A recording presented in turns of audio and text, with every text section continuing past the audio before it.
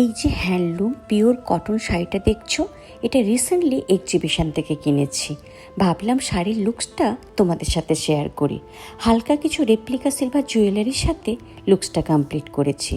জানো তো, ছোটোবেলায় এমন শাড়ি আমি আমার ঠাকুমাকে পরতে দেখেছি।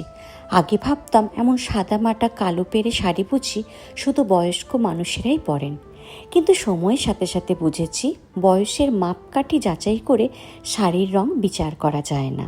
যে কোনো রং যে কোনো বয়সেই ক্যারি করা যায়। সুন্দরভাবে ক্যারি করলে রং চঙে চুমকে দেওয়া নামি দামি শাড়ির থেকে অনেক বেশি এলিগ্যান্ট আর গ্রেসফুল লাগবে, এটা গ্যারেন্টি দিয়ে বলতে পারি।